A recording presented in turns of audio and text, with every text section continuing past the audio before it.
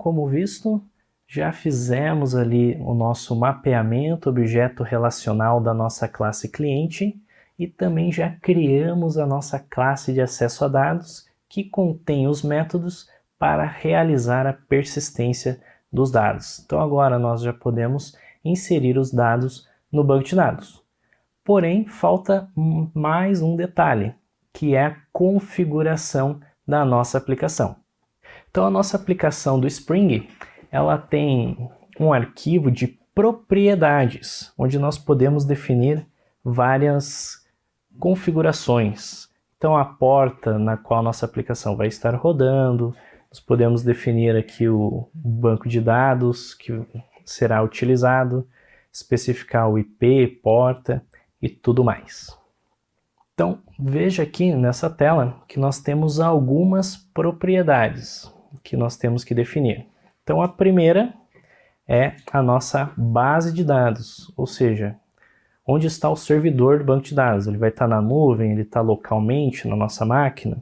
Qual o usuário do nosso banco de dados e a senha. Então aqui também temos que definir alguns parâmetros para o Hibernate. Então temos que informar qual banco de dados ele vai utilizar, se vai ser MySQL, se é SQL Server, Postgre, enfim. Nós precisamos passar essa informação para o Hibernate para ele poder gerar os scripts corretos e realizar, e montar os SQLs de acordo com a sintaxe de cada banco de dados. Vamos ver no Eclipse como realizar essa configuração. Então, vou pegar o mesmo código do slide e vou colar aqui no Eclipse. Então, a primeira coisa é localizar o arquivo de configuração do Spring. Então, a gente vai vir aqui na pasta src main resources. Vamos abrir aqui este arquivo, application.properties. Vou colar aquele código do slide. Então aqui eu já deixei algumas chaves pré-definidas que nós iremos substituir. Então aqui na chave servidor nós vamos colocar o IP do nosso servidor. Ou seja, se ele estiver rodando numa Amazon, nós vamos colocar o IP do servidor lá da Amazon. Como nós vamos utilizar o banco de dados na nossa própria máquina, nós podemos colocar aqui no servidor localhost. Outro parâmetro que nós temos que definir é a porta na qual está rodando o serviço de banco de dados. Então, cada banco de dados tem uma porta padrão. O MySQL utiliza a porta 3606. Então, a SQL Server utiliza 1433. Porém, durante a instalação do banco de dados, você também pode configurar outra porta.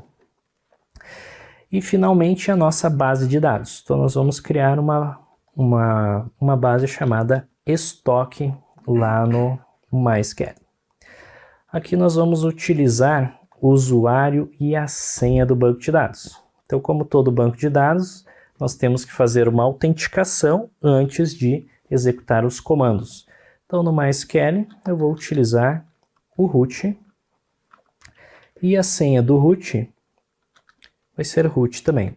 Então, quando você fez a instalação do MySQL, você definiu a senha do teu banco de dados. Então, aquela senha que você definiu, você vai colocar aqui no password. Tá?